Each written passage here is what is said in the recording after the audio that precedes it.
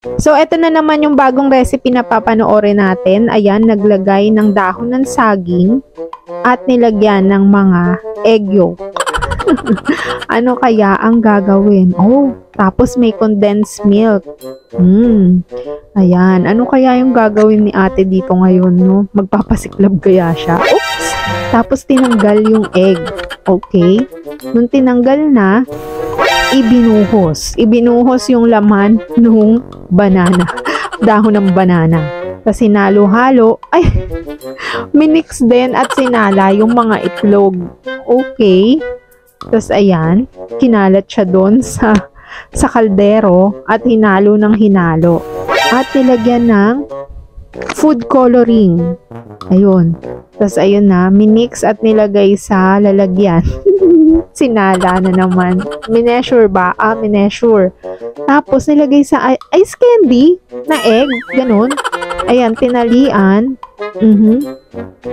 Tapos, pagkatali, ay, useless din pala yung tali. Anong purpose nun? Tapos, binasa-basa. Seryoso, ice candy talaga na itlog. Tapos, ayan, binabalik-baliktad. Ay! Wow! Magic! Ano to? Naging sugar. Oh, no. Naging sugar yung kaninang nasa ice candy. Tapos, ayan. So, ginisa yung sugar. Ang tamis-tamis. Tapos, ano nang gagawin? Oh, may margarine. So, ayan yung margarine. Pinaiinitan. Nilagay siya sa ibabaw ng kawali, diba? Tapos, bumalik na. Ang gulo na ate, bumalik na yung parang ice candy na itlog. Tapos nilagyan ng baking powder, flour, tas salt, and then sinala. Bakit? Bakit sinala? Tapos minix-mix sila. Okay, anong recipe ba to? At nilagyan ng, ano ba yun? Caramel flavor na pampatamis ba yan? Syrup and egg na naman.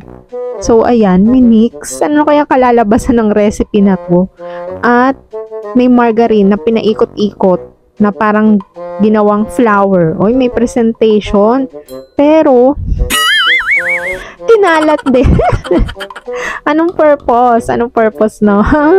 Tapos, nilagay yung pinaghalo-halong kahit ano doon sa lalagyan at nilagay sa oven. Ayan. So, ano na siya? Ayan. Mabilis naman na ano na kagad. Naluto na yun. O yan, may magic. Binaliktad at naging ano to? Cake? Ay, ang tanong, ano ang lasa? Masarap kaya? Nakakaloka naman tong recipe na to.